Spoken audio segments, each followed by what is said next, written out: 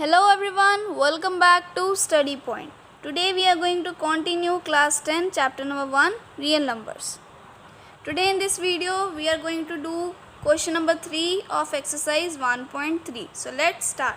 So इस question में क्या बोल रहे हैं, प्रूव द फॉलोइंग आर इर्रेशनल्स. हमने ये 3 पार्ट्स हमें दिए हुए हैं, हमने इन 3 नंबर्स को प्रूव करना है कि ये इर्रेशनल नंबर है. सो सबसे पहले हम फर्स्ट पार्ट से स्टार्ट करते हैं, 1/√2. So solution is, let us assume that 1/√2 is rational number. सबसे पहले हम कॉन्ट्राडिक्शन मेथड फॉलो कर रहे हैं, तो हम सबसे पहले अज्यूम कर लेंगे कि 1/√2 कौन सा नंबर है, रैशनल नंबर है.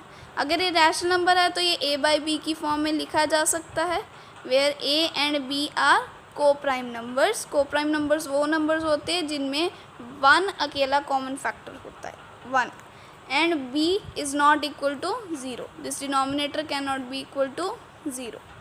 अब हम √2 को ऊपर ले जाएंगे न्यूमिनेटर में और क्रॉस मल्टीप्लाई करके, तो b यहाँ पे डिवाइड में है, दूसरी साइड जाएगा तो b ऊपर आ गया एंड √2 भी a के साथ आ गया. अब हम a को एक साइड पे ले जाते हैं, यहाँ पे मल्टीप्लाई में इक्वल टू के दूसरी साइड जाके ये डिवाइड में होगा.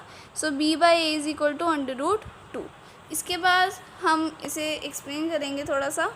Since a and b are integers, हमें पता है कि a एंड b क्या है, इंटीजर्स हैं, क्योंकि ये रैशनल नंबर्स हैं. तो जौन से भी फॉर्म में लिखे जाते हैं वो दो नंबर्स कौन से होते हैं, इंटीजर्स होते हैं. So therefore b/a are rational number. So इससे पता लगता है ये वाला पार्ट क्या है, रैशनल नंबर है. अगर ये वाला पार्ट रैशनल है सो ये वाला पार्ट भी रैशनल होगा. √2 इज़ ऑल्सो रैशनल, क्योंकि ये दोनों इक्वल टू के साइन से जुड़े हैं. तो अगर ये वाला पार्ट रैशनल है तो ये वाला भी रैशनल होगा. बट हमें पता है अंडर वाली टर्म्स जो क्या होती है वो इर्रेशनल होती है. सो बट this contradicts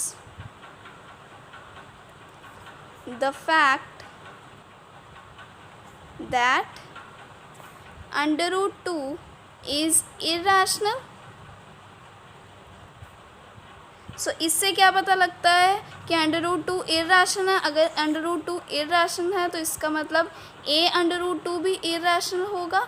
अगर a√2 इर्रेशनल है तो इसका मतलब है कि 1/√2 भी क्या होगा, irrational. So hence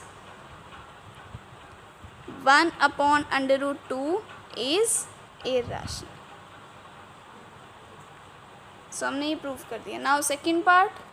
Now we will follow the same format. Let us assume that 7/5 is rational number. Irrational prove करना है तो सबसे पहले हम एज्यूम कर लेंगे रैशनल नंबर है.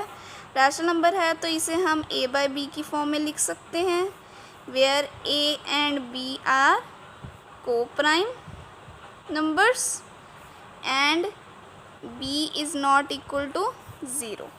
सो अब हम √ वाली टर्म एक साइड पे रहने देंगे और 7 को नीचे ले जाएंगे, 7b. So now we will write since. आपने सिर्फ सिंस में वो ये वाली साइड लेनी होती है, अंडर वाली टर्म्स वाली साइड नहीं लेनी है, आपने राइट हैंड साइड लेनी है जिसमें कोई अंडर वाली टर्म नहीं है.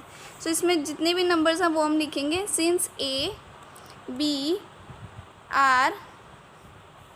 एंड b लिख लीजिए, a and b are integers, therefore ये वाला पूरा टर्म क्या होगा, a/7b इज़ रैशनल नंबर, क्योंकि ये p/q की फॉर्म में लिखा हुआ है और ये ऊपर और नीचे वाले जो दोनों नंबर्स हैं वो इंटीजर्स हैं and 7b is not equal to 0. जो डिनोमिनेटर है वो 0 नहीं है. सो ये क्या हुआ है, रैशनल नंबर. अगर ये टर्म रैशनल नंबर है तो इक्वल टू के इस साइड पे होने के कारण √ and so √5 is also rational. इससे तो यही पता लग रहा है कि √5 ही रैशनल होगा. But this contradicts the fact, लेकिन हमें पता है अंडर रूट वाली टर्म्स जो हैं वो क्या होगी, irrational, that under root 5 is irrational, hence 7 under root 5 is an irrational number. So this was the second part. अब हम third part करेंगे. So third part is 6 plus under root 2. So same, let us assume that 6 plus under root 2 is rational number. Now 6 plus under root 2 अगर rational number है तो a by b की form में लिखा जा सकता है, where a and b are co-prime numbers and b is not equal to 0.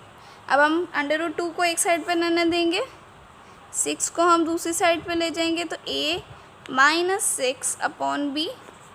अब आप इसका एलसीएम लेंगे तो a minus 6b upon b आएगा. So we will write since a, b and 6 are integers, ये सारे इंटीजर्स हैं, therefore a minus 6b upon b is rational. And so इस कारण से हम ये मान लेंगे कि under root 2 is also rational, but this contradicts the fact that under root 2 is irrational number. So hence 6 plus under root 2 is irrational. So this was the third question. Thanks for watching.